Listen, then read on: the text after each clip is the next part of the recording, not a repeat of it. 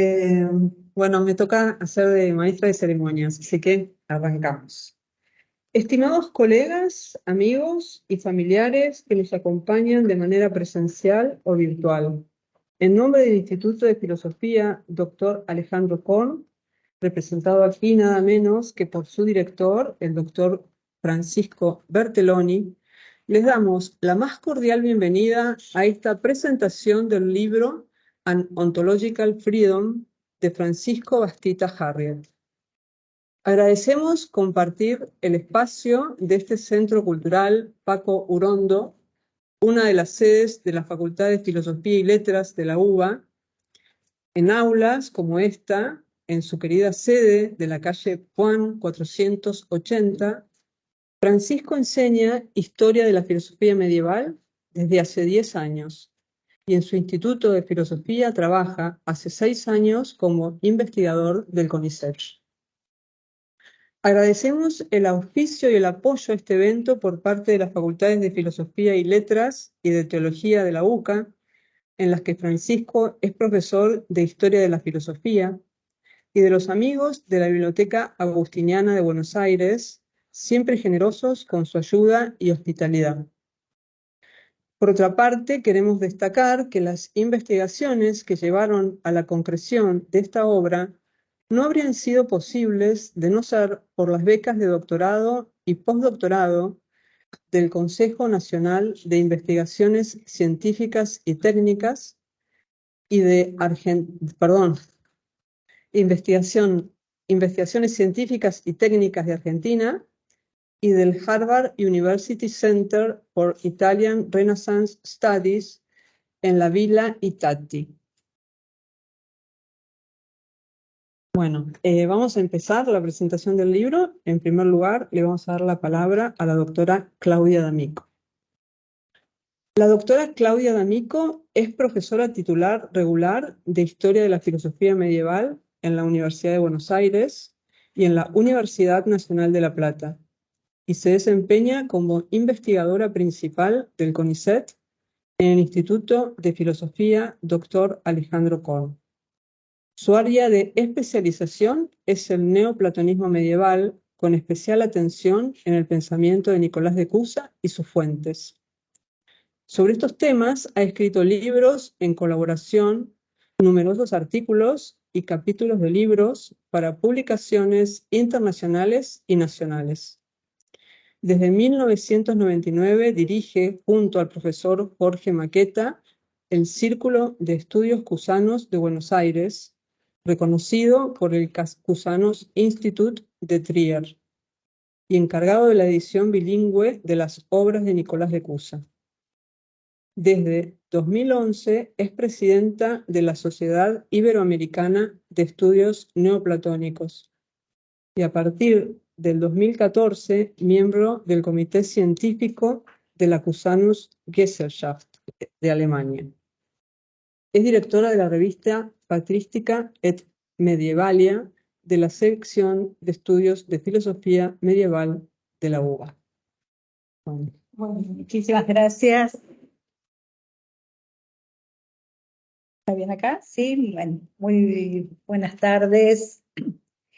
Es para mí un privilegio presentar este libro, tal como fue acompañar su gestación hasta su conclusión, porque, como bien dijo la doctora Marisa Mosto, este libro es el resultado de varios años de trabajo y es el resultado de la tesis doctoral presentada por Francisco en la Facultad de Filosofía y Letras de la Universidad de Buenos Aires y con la financiación del CONICET.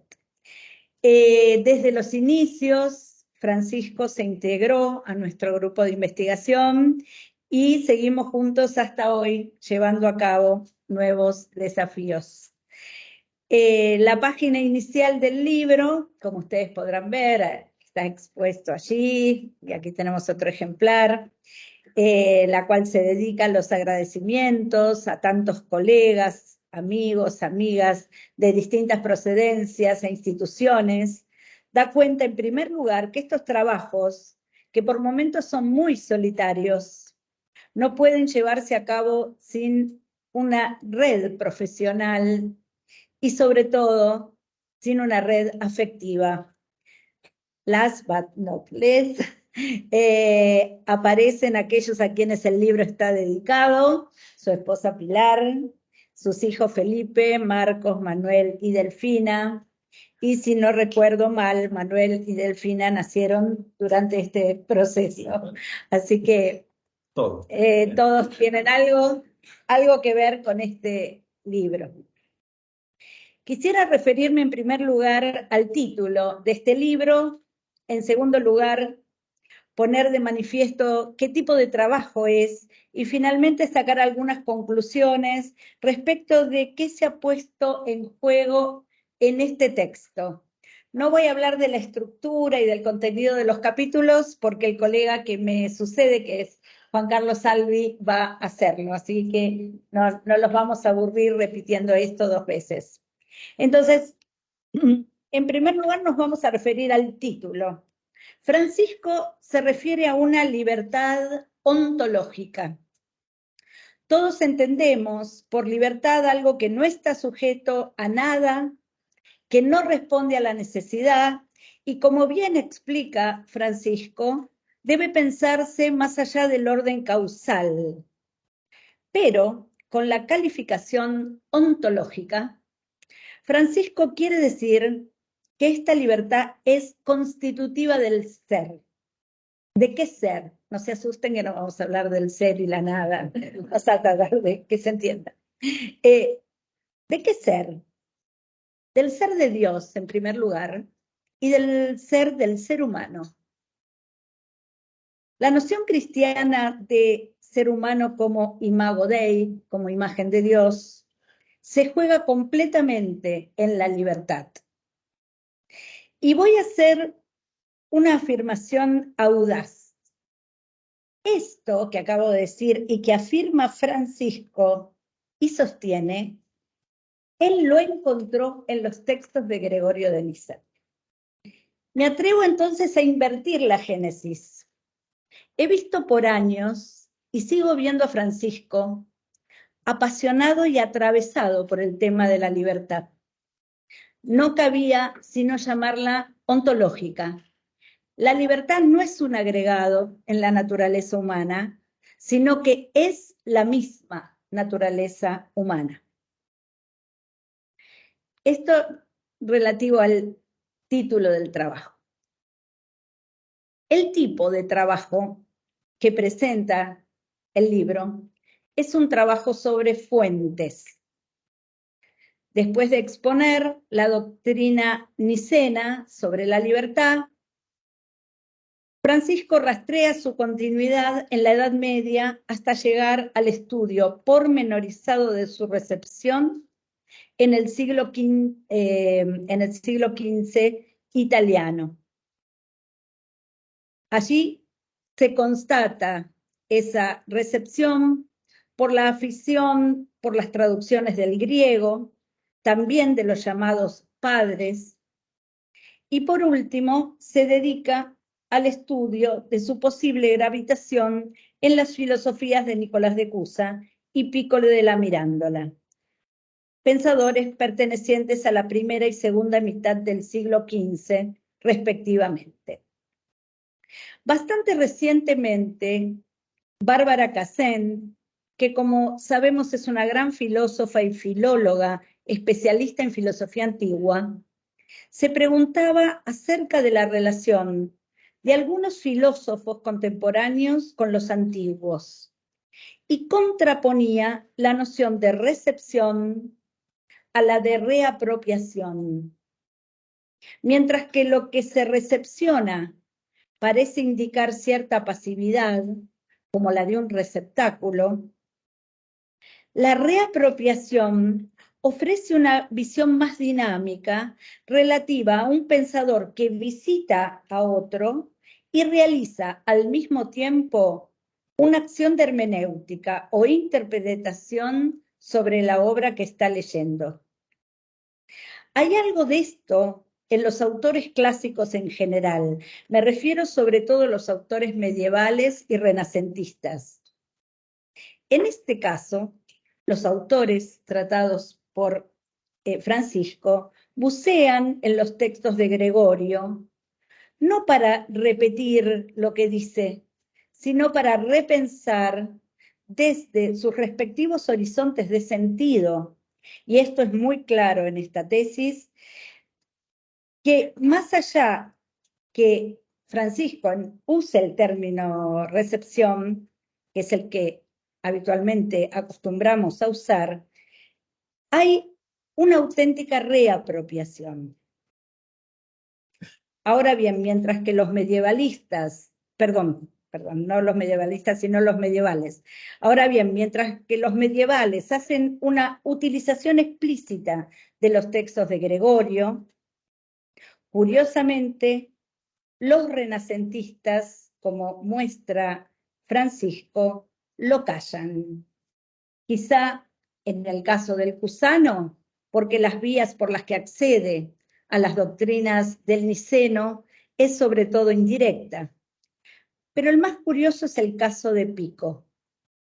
Francisco mismo hipotetiza sobre las razones del silencio y sobre algunas plausibles, como la heterodoxia de las tesis nicenas o el desconocimiento de Gregorio en su círculo, privilegia una.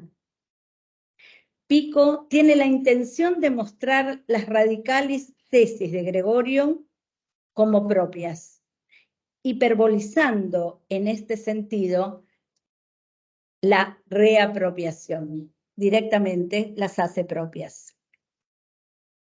Por último, algunas conclusiones acerca de qué se ha puesto en juego en este libro. Por una parte, está lo que salta a la vista. Basta recorrer sus páginas para ver la gran erudición de Francisco, su pericia filológica, tanto en la lengua griega como en la latina. Los trabajos a 2 y 3 columnas donde se comparan textos y se justifica el vínculo con el rigor que amerita un trabajo de este tipo. Por otra, se ve la profundidad filosófica que Francisco tiene al tratar un tema tan central como el de la libertad. Quienes nos dedicamos a los estudios clásicos, muchas veces nos preguntamos en qué puede gravitar nuestro trabajo. Me ha tocado durante este año, que no sé si saben, pero el Ministerio de Educación designó a la filosofía como área estratégica, me ha tocado justificar de algún modo nuestro rol en la sociedad. Y esto parece sencillo cuando hablamos de epistemología o de bioética, pero no parece tan sencillo cuando tratamos acerca de nuestra área. Sin embargo, esto que estamos haciendo al tomar un concepto, abordar el plexo de sentidos que tiene, verlo en su devenir histórico y evaluar las consecuencias teóricas y prácticas que se derivan de él, no dudamos entonces en que esto contribuye a repensar esos conceptos. Y en este caso no merece demasiada justificación porque hoy conviene volver a pensar qué queremos decir cuando hablamos de libertad. El libro de Francisco nos da una buena ocasión para hacerlo. Muchísimas gracias.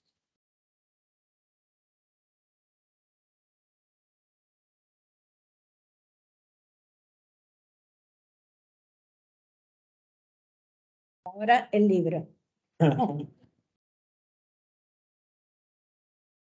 Bueno, seguimos ahora con la presentación del libro, ahora a cargo del doctor Juan Carlos Albi. El doctor Juan Carlos Albi es profesor titular regular de Historia de la Filosofía Medieval y Renacentista en la Facultad de Humanidades de Humanidades y Ciencias de la Universidad Nacional del Litoral y en la Universidad Católica de Santa Fe. Es investigador, miembro del Instituto de Humanidades y Ciencias Sociales del Litoral. Formado también como bioquímico, se ha especializado en el estudio de la historia de la filosofía y de la medicina en la Antigüedad tardía y el Medioevo, con especial énfasis en las tradiciones del cristianismo antiguo y el gnosticismo. Ha escrito libros, numerosos artículos y capítulos de libros sobre estas temáticas en publicaciones nacionales e internacionales. Desde 2015 se desempeña como presidente del Consejo de Investigaciones de la Universidad Católica de Santa Fe y como miembro del Consejo Elector de la Asociación Internacional de Estudios Patrísticos. Bueno, muchas gracias por la presentación, Marisa. Es un honor para mí también estar junto a colegas como Claudia, Marisa, los que están presentes tanto de manera presencial como virtual, y sobre todo por presentar este libro de mi querido amigo Francisco, que no por amigo y cercano podría dejar de reconocer la profunda admiración que siento por él y por su trabajo. Estamos en presencia de una obra que justifica como pocas el gran respeto de la comunidad científica internacional hacia los investigadores argentinos en el campo de la patrística. El doctor Francisco Bastita Harriet ha publicado en esta cuidadosa, muy cuidada e imponente edición de Brill Schwenning su tesis de doctorado en filosofía, aumentada y actualizada, defendida en 2015 en la Facultad de Filosofía y Letras de la Universidad Nacional de Buenos Aires. Es decir, Francisco es argentino, es nuestro, y es hijo de la universidad pública. Y ha hecho también sus investigaciones con el CONICET, como decía Claudia, así que esto es algo para destacar. Desde el punto de vista formal, me toca a mí hablar de esto, del contenido del libro, y les confieso que me costó mucho tener que hacer recortes para encajar dentro del tiempo estipulado, porque es tan rico que cada cosa que yo quería recortar me parecía que estaba mutilando algo muy importante, así que voy a hacer un gran esfuerzo por tratar de presentar el contenido dentro de los minutos que me han asignado. Desde el punto de vista formal, el libro se estructura en una introducción y en 3 grandes partes, las que a su vez se subdividen en 2 capítulos cada una para culminar en un 7º capítulo de carácter conclusivo. La introducción presenta los estudios académicos previos sobre la teoría de la libertad del Niceno y su recepción en fuentes patrísticas. Se destaca el gran ímpetu que alcanzaron los estudios sobre Gregorio de Nisa en la segunda mitad del siglo XX, gracias a la tan esperada edición crítica de sus obras. Este proceso, que se había intentado en 2 ocasiones de manera parcial, avanzó hacia su culminación bajo los aspectos de Ulrich von Wilamowitz-Moellendorff, hasta ser completada por su discípulo Werner Jäger y un número de prestigiosos estudiantes, para dar lugar a lo que se conoce hoy como la edición estándar de Gregori Nicene Opera. Luego de trazar un exhaustivo marco teórico sobre las visiones anteriores y sucesivas recepciones de las fuentes patrísticas de Gregorio, que condujeron a la edición de Jäger, el autor nos advierte acerca de la misma sobre la ausencia de organicidad y sistematicidad en la exposición de la filosofía de la libertad del Niceno. En tal sentido, el trabajo de Bastita Harriet consistió en clarificar la complejidad y evolución de dicha teoría, para lo cual emprende una exposición sistemática de los principales elementos transmitidos a lo largo de la Edad Media hasta su recepción por parte de los filósofos del 480. En esta tarea resultó fundamental contextualizar desde el punto de vista histórico la doctrina filosófica de la libertad en Gregorio de Nisa. En estudios previos, las distintas influencias que gravitaron en el pensamiento del Niceno fueron difíciles de discernir en cuanto hasta qué punto aquellas marcaron una novedad respecto de la tradición antigua. Este problema constituyó una exigencia crítica que debió ser considerada por nuestro autor, profundizando en la tradición del platonismo, el estoicismo, la segunda sofística y la parádosis de los padres. Respecto de los estudios sobre las fuentes filosóficas del periodo renacentista, el siglo XX resultó privilegiado en tanto que fue testigo de las interpretaciones más serias de los autores de la época, gracias a las investigaciones y descubrimientos de fuentes y textos pertenecientes al período y al entorno de los humanistas. En sus apuntes biográficos sobre el personaje central de su obra, Bastita Harriet explica por qué la figura del más joven de los tres capadocios se fue disipando en las tradiciones bizantina y occidental. La primera parte, titulada La concepción medieval de Gregorio de Nisa y su suerte medieval en Occidente, contiene 2 capítulos. El primero, llamado La teoría gregoriana de la libertad personal, trata sucesivamente sobre el puesto del hombre en el cosmos, la imagen de Dios en el hombre como libertad y su carácter cuasi divino, la nueva noción de hipóstasis aplicada a Dios y a los hombres, sobre el sentido personal y creativo de la decisión y albedrío, para culminar con un análisis de la autoridad y decisión más allá del orden causal. El autor señala que Gregorio de Nisa está entre los primeros que se han aventurado en el ámbito cristiano a redactar un tratado que tuviera como objeto único al hombre. Precisamente este es el scopus del De Opificio Hominis, la obra del niceno que aspira incluso a completar los aspectos antropológicos del Inexaemeron de Basilio.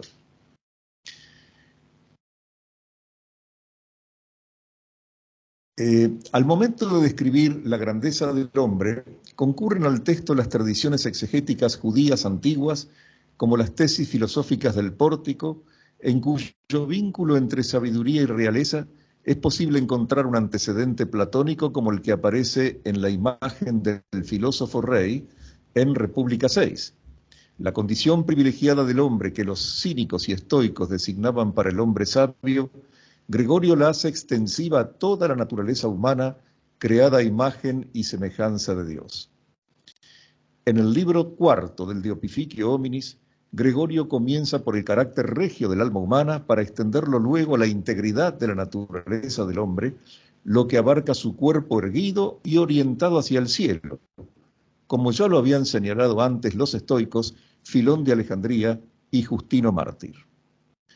El desarrollo continúa con el tratamiento de las nociones de espíritu y materia estrechamente vinculadas con la concepción gregoriana de la encarnación y la resurrección de los cuerpos, desarrollada en un plano histórico y en vistas a las enormes potencialidades de la naturaleza humana. En el capítulo 16 del De Opificio Hominis, el autor sitúa al hombre como fronterizo, methorios, entre lo inmaterial y lo material, en una línea antropológica abierta en la patrística asiática ya por Teófilo de Antioquía en el siglo II, quien afirma que el ser humano ha sido creado intermedio, mesos. El término methorios, que indica esta condición, es aplicado por el niceno tanto a la función mediadora del hombre en el cosmos como a su posibilidad de dirigirse libremente hacia el bien o hacia el mal.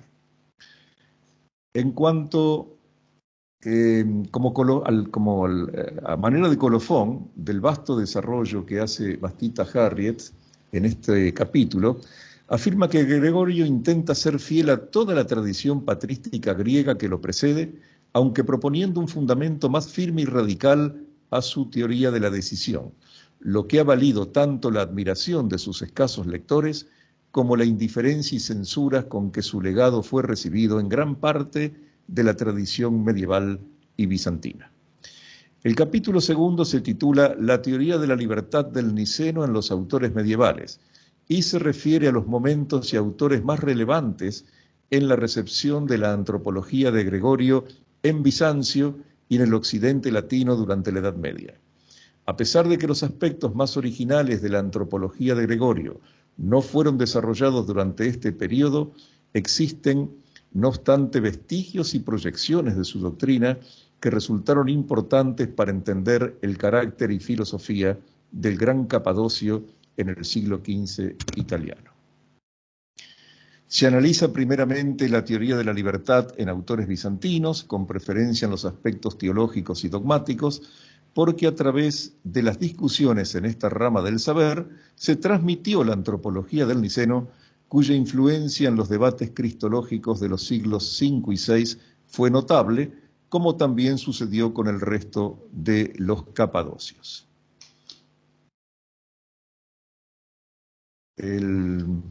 Para continuar ya con la segunda parte, quisiera primero decir algo del final del segundo capítulo, donde hay una extensa mención a los autores medievales del siglo XIII, sobre los que se proyecta Gregorio, sea a través de su influencia doctrinal como de las traducciones de sus textos. Y la parte segunda del libro, titulada La recepción y traducción de los textos de Gregorio de Nisa en el siglo XV italiano, expone la recepción textual del niceno en los centros intelectuales en la Italia del 400, con la evidencia histórica y filológica que sirve de contexto y fundamento a la pretensión de dirimir los alcances de la influencia del niceno en los autores de ese período, tema que será tratado en la tercera parte de la obra. El capítulo 3 se refiere a las nuevas versiones latinas del niceno hechas en Italia durante el siglo XV, el que comienza con una descripción del renacimiento humanista de los padres griegos, quienes ingresaron junto a los grandes rhétores y oradores de la antigüedad al nuevo ambiente caracterizado por una revalorización de la cultura clásica por parte de los humanistas, gracias al intercambio con los eruditos bizantinos a partir de mediados del siglo XIV. Bueno, aquí nuestro autor estudia las tensiones suscitadas entre los humanistas y ciertas corrientes del aristotelismo universitario, cuyas lecturas naturalistas y antimetafísicas del Estagirita tuvieron éxito en ciertos ámbitos científicos de Italia, como las escuelas de medicina. Luego pasamos al capítulo 4, que analiza la recepción textual y circulación de las obras del Niceno y sus traducciones tempranas en el 400, así como su presencia en las bibliotecas públicas y privadas. Aquí se tienen en cuenta las versiones latinas del De Opificio Homines y de los textos de autores medievales y bizantinos que citan o siguen de cerca el pensamiento del Niceno. La parte 3 se abre con el capítulo 5, que trata sobre la presencia de temas antropológicos del De Opificio Hominis en Nicolás de Cusa. El más relevante de estos contenidos es el de la imagen viviente de Dios en el hombre. Para el niceno, el elemento central de la imagen de Dios es la libertad humana. En el capítulo 4 del De Opificio utiliza dos metáforas para describir el modo en que la constitución corpóreo-espiritual humana expresa su autoridad regia. La primera se refiere a la creación de un instrumento adecuado para un fin.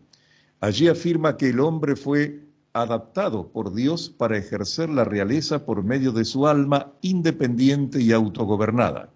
La segunda es la de la plasmación de imágenes de reyes por parte de los artesanos, por la que llama al ser humano imagen viviente del Creador.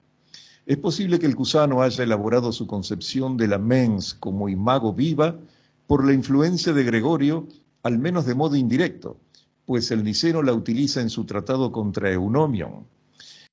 El Capadocio además utiliza en su tratado De Infantibus la fórmula análoga, cierta semejanza viviente, que se corresponde con una expresión utilizada por Nicolás de Cusa, la viva dei similitudo. A lo largo de esta sección, Bastita Harriet presenta muchas más evidencias del conocimiento de la antropología gregoriana por parte de Nicolás, quien a pesar de esto, como decía Claudia, no cita al Niceno en sus obras, tal vez por razones teológicas que el propio Cusano rechaza. El capítulo 6 está dedicado a Giovanni Pico de la Mirandola, quien a diferencia del Cusano posee muchos textos de Gregorio en su biblioteca privada. En su sed insaciable de conocimiento, el mirandolano recurría a los padres griegos, lo que lo llevó al encuentro con la antropología del Niceno. Para el ambicioso proyecto de conciliación filosófica universal que Pico quería impulsar, la autoridad de Gregorio no poseía el prestigio de Orígenes, Basilio o Agustín. Sin embargo, el niceno fue una de las fuentes principales de su antropología expuesta en su Oratio y en las Heptaplus. En cuanto a los motivos por los cuales el mirandolano no le otorga un lugar más preponderante a Gregorio en sus obras, Bastita Harriet propone como el más plausible el deseo de Pico de recrear por cuenta propia algunas de las imágenes que utiliza el niceno para desentrañar el misterio de la naturaleza humana y de la libertad, pero ocultando sus fuentes. Por otro lado, Pico hace una férrea defensa de Orígenes, por lo cual invocar la heterodoxia de Gregorio para explicar su reticencia en nombrarlo no parecería lo más adecuado. Siguen las conclusiones, extraídas con notable precisión de los desarrollos presentados en los capítulos anteriores. La selección bibliográfica procesada por nuestro autor resulta sencillamente impresionante, no solo en su aspecto cuantitativo, sino también por la cuidadosa elección de fuentes y bibliografía secundaria en diversos idiomas, lo que da cuenta de su especificidad y actualización. Otros méritos del libro que es necesario señalar, algunos ya lo mencionó Claudia, son, por ejemplo, la inclusión de cuadros comparativos entre las fuentes griegas y sus traducciones latinas. Esto ubica al lector en el tratamiento puntual de los temas, permitiéndole una visión sinóptica que le facilita el cotejo entre los textos. Y otro aspecto más lo constituye las fotografías de algunos de los manuscritos mencionados en la transmisión textual de la obra del Niceno, lo cual es una muestra de generosidad intelectual que ilustra al investigador en detalles paleográficos.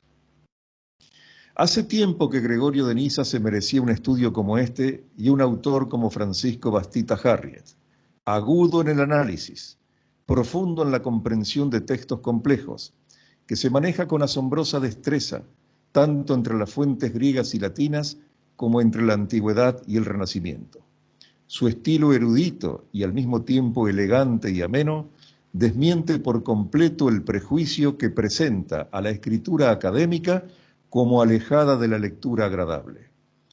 El encuentro entre la grandeza de Gregorio de Niza y el talento del joven investigador argentino dio a luz esta obra que está llamada a convertirse en un clásico de la historia filosófica de la libertad y de los estudios patrísticos.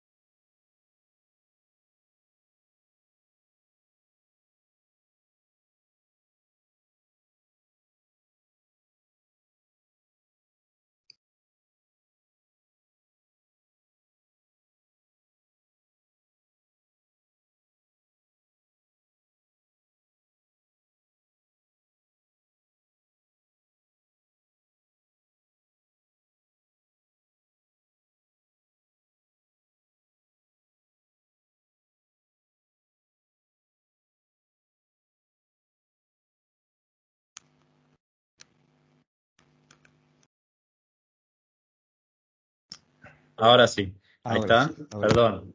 Uy, Juan Carlos no escucha nada. Bueno, te agradecía, Juan Carlos, por lo hiperbólico de tus palabras y por el afecto y también a las palabras de Claudia. Eh, Me es muy difícil decir más que gracias. Realmente no voy a hablar tanto del libro.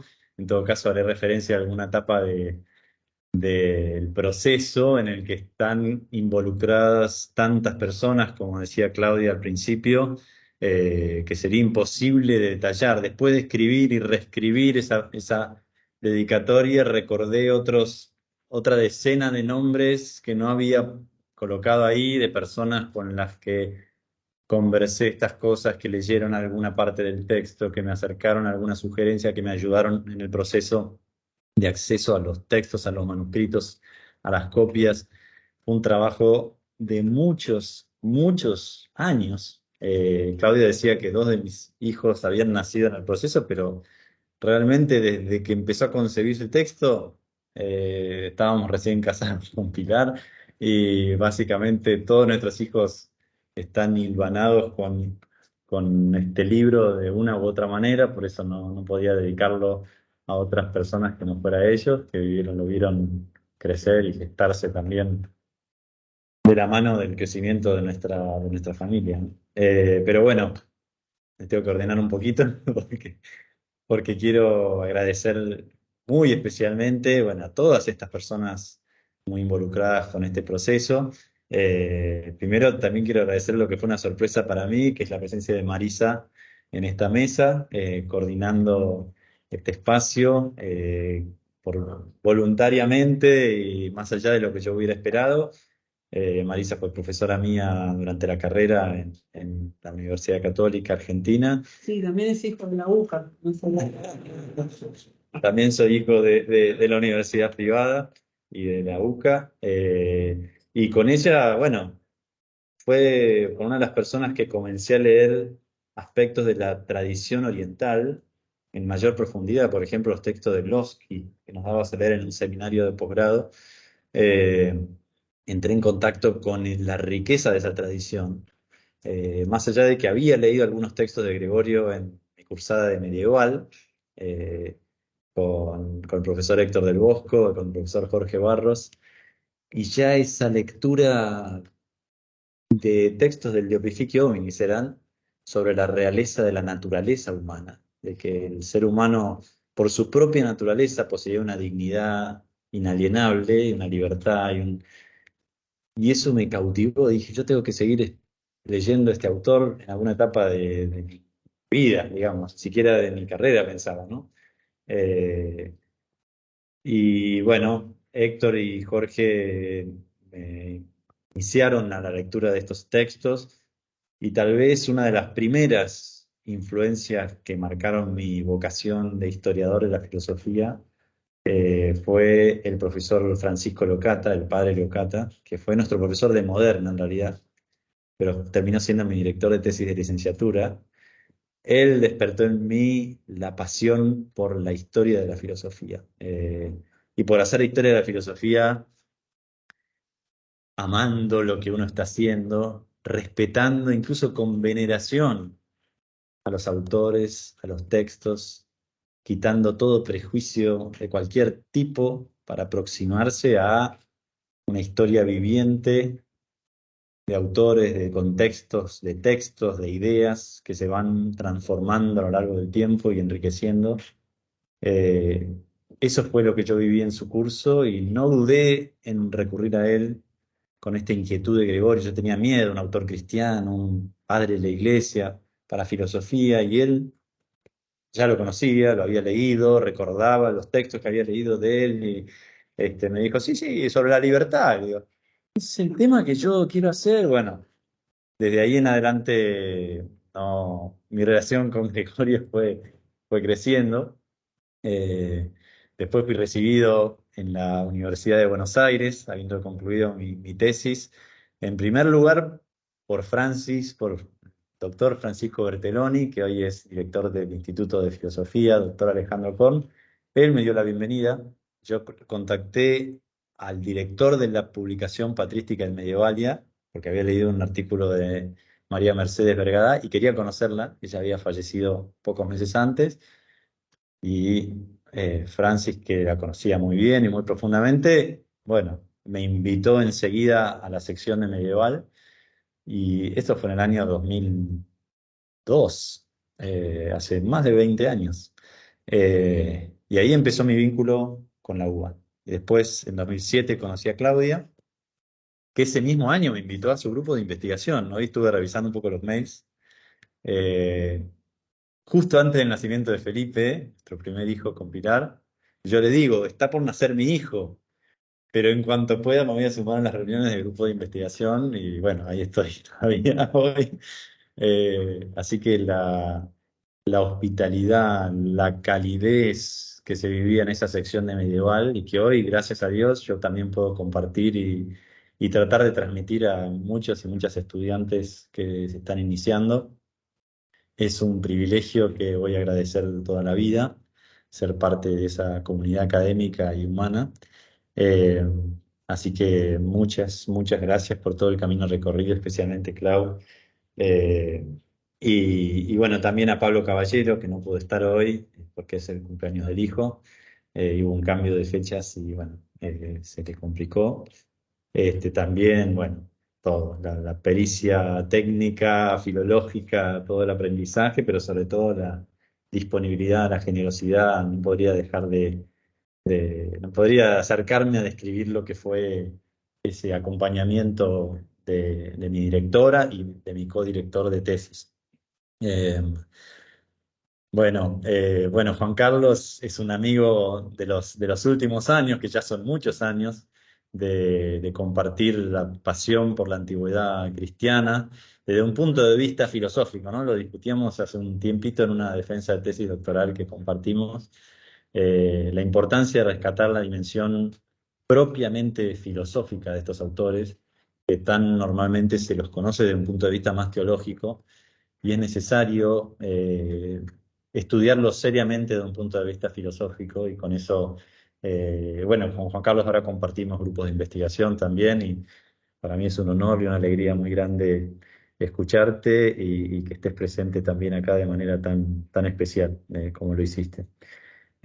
Bueno, si agradecimiento se trata, también quiero nombrar a mi mamá, que está acá presente, a mi papá, que no pudo venir porque está de viaje, pero realmente, bueno, lo que agradezco en ustedes es su apoyo incondicional, su amor incondicional, con una vocación que era muy inusual en nuestro grupo familiar, digamos, pero que eh, sí estuvo muy acompañada por un interés por la cultura, por las humanidades, por el arte, por la música, que también nutrieron y nutren mi vida, pero sobre todo el respeto, el amor con el que apoyaron cada uno de mis pasos digamos, en una vocación que para ustedes era muy incierta, que parecía una cosa que uno podía dedicarse como un hobby o como que no hacía falta jugar la vida en estas cosas. Y así que les agradezco mucho eso. Y bueno, finalmente quería dedicar un espacio, el último y el más importante, a mi familia, que por suerte están todos presentes acá, Pilar, Felipe, Marcos, Manuel y Delphi, que son los dedicatarios del libro. Como decía Clau recién, y yo agregué un poquito más, la historia de este libro está completamente hilvanada con nuestra historia familiar, que incluye pañales, llantos nocturnos, vigilias, risas, llantos, gritos, mucho cariño, mucho aprendizaje, muchos problemas y resolución de problemas, impaciencias. La verdad que les agradezco por su apoyo, por su presencia, por su inspiración. Los amo con locura. No hubiera sido posible para mí llegar acá sin ustedes, especialmente sin vos, Pili.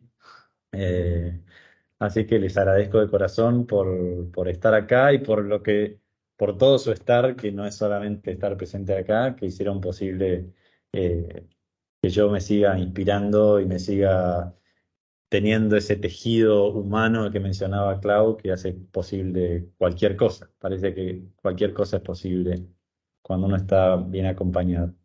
Agradezco muchísimo entonces eh, a todos los que fueron parte de esta obra y muy especialmente, como digo ahí, a mis amores que le dan sentido.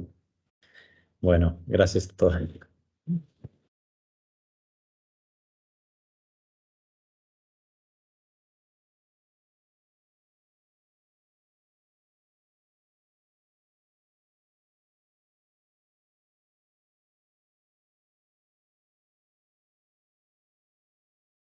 Gregorio de Luis. Gregorio. Dios, muchos, ¿no? Bueno, dos cositas más. La primera es que es más una noticia no tan buena, que no hay a disposición ahora ejemplares del libro, porque no hay distribuidoras que lo trabajen en la región.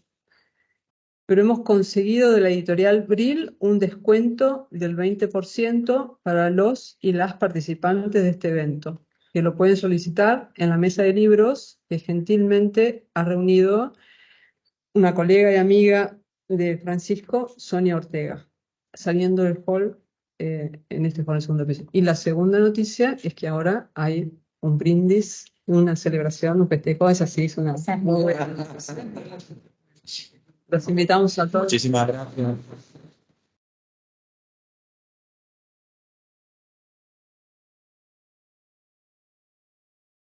Muchas gracias a las amigas y amigos presentes virtualmente. Gracias, Eva. Gracias, Fer.